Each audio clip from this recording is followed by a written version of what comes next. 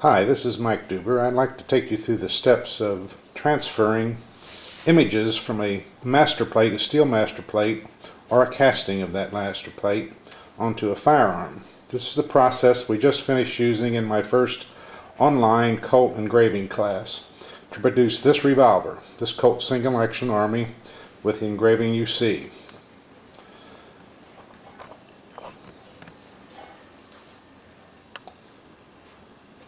Originally, the plates are steel. These are the two plates that we'll be doing in upcoming classes. We did the one on the left first, and the second class we'll do the 1800 style shown here. The process is very simple. It's simply a matter of using two commonly found objects from your office supply store or otherwise, Scotch Magic tape and chapstick. I went through this process early on in my career when I was trying to attain my certification with Colt manufacturing, and we did that by submitting master plates that showed our expertise and skill, and from that we were either accredited or not, and I was, of course, and this is the process we used then. And I think the year was probably about 1985, and I've been using this ever since. So the idea is to first cut the master patterns on a steel plate. From that point, I have created castings that you'll see behind the plate that duplicate exactly what I use in the original steel plate, and the transfers I'll be doing today will be off of the castings, not the steel plates. So I'm going to line up with my vise here and show you how this is done.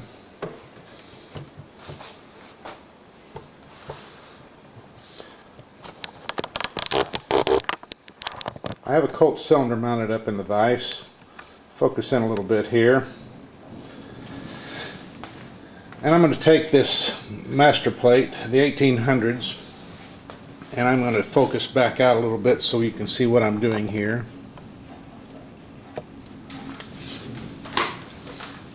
This is the master plate. Everything is cut in to the steel plate first, of course, and then I take a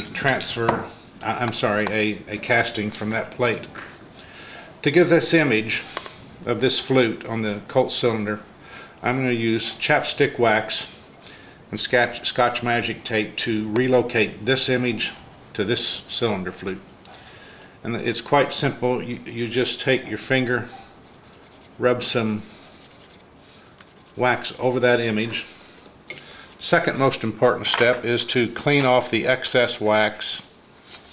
I do that with, you can do it with newsprint, typing paper, whatever. I keep these sticky notes around. They stick on your fingers, and it's easy for me to just kind of wipe that surface. That cleans off the wax from the surface and leaves it down into the cuts of the engraving.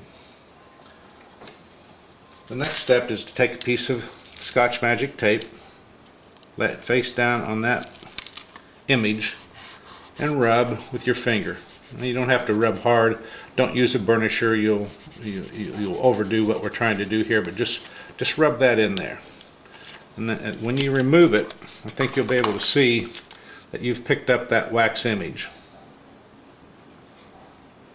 Now, just before I apply this to the firearm, I'll take another piece of tape and lift all the finger oils or incidental dirt, whatever I might have on that cylinder, and clean it off. And perhaps you can see that makes it very, very clean and ready for this transfer.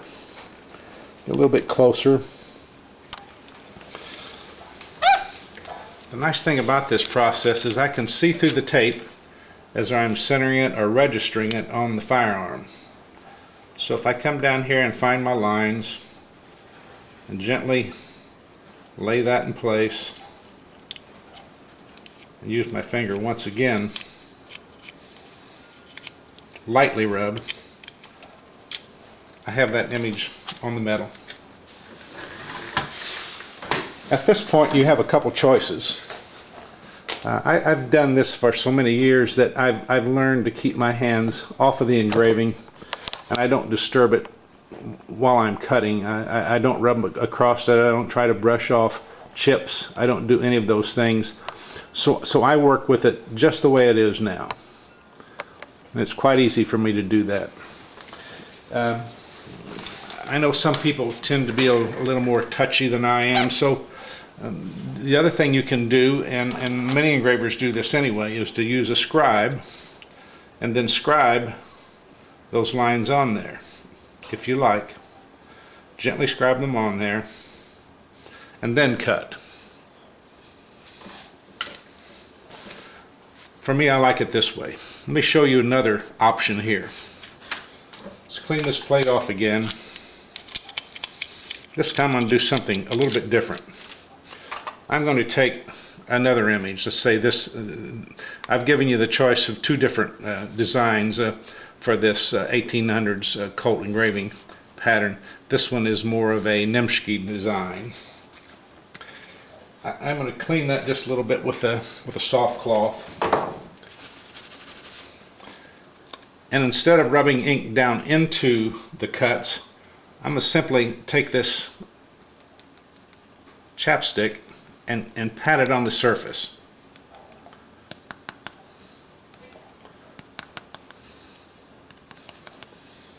Then I'll take the tape again, another piece of tape, lay it down there, gently rub, lift. Now if I put that image on there,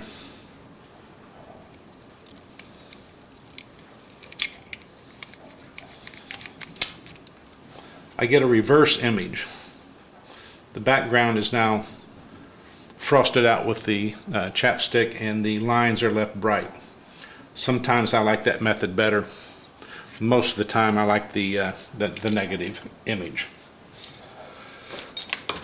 The next issue is on these plates. I have barrel patterns. And there are two sides to every barrel, of course, and you'll have to reverse the patterns to do opposite sides. Back off just a bit here.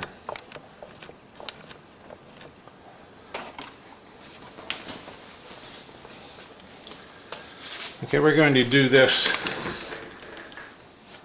cylinder pattern here on this bright shiny piece of metal, just so we can see better what we're doing. It's no problem, of course, to curve this around a cylinder or barrel, whatever. It works either way. In this instance, I'm going to take an image by rubbing ink down into the cuts. Get it filled nicely. Go several different directions. Piece of paper. Wipe off the excess. A couple strokes will do it. Get some tape.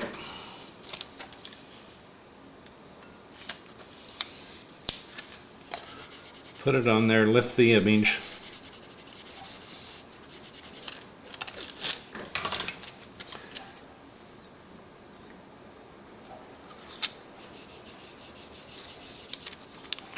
And there we have one side of the barrel. To do the other side of the barrel, we're going to have to do something entirely different, and that is reverse that image.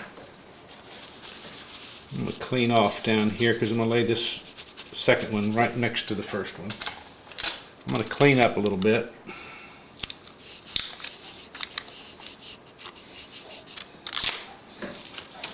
Then I'm going to do the same process over again. I'm going to fill the image with ink.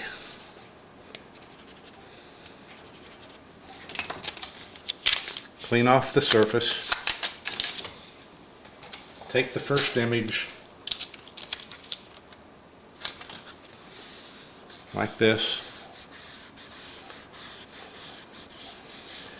And in this instance, I'm going to lay this piece of tape face up on a work surface, and I'm doing it here just for illustration. I'm going to take a second piece of tape now. I'm going to fold over an edge right here. I'm going to lay that piece of tape right down on the original and press them face to face, sticky side to sticky side. Then I will pull the two pieces apart, and now I have a reversed image for the opposite side of the barrel.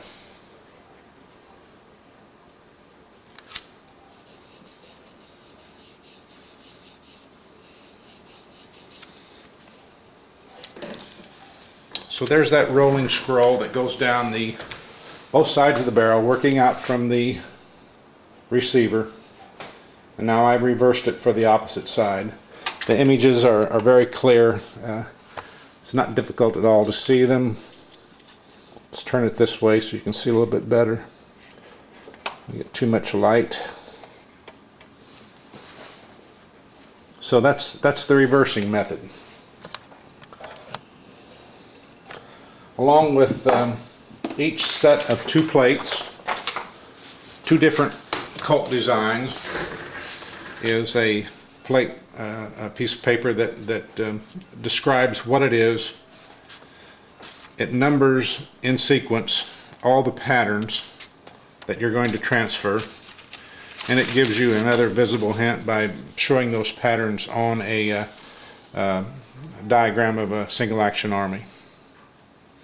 So quite simply, that's how you can lay out the entire pattern for a Colt single action army, either in my original style plate. This is a Colt level C style that you would get from the factory. Very simple American scrolls, very nice. The entire gun is laid out here. The cylinders, the back strap, the shovel head, the side panels, all these are indicated on the illustration sheet. The second plate is the 1800s Colt plate.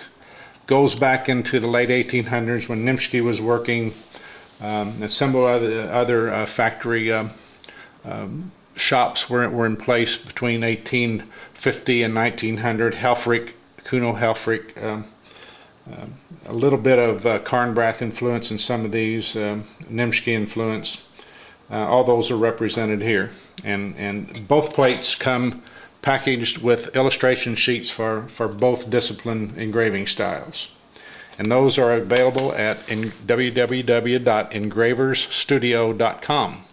Simply go to that website, look on tools, and you will find castings and all those things are available. So that website is developed by Chris DeCamillis. He and I are teaching online, so check out engraverstudio.com. Thank you.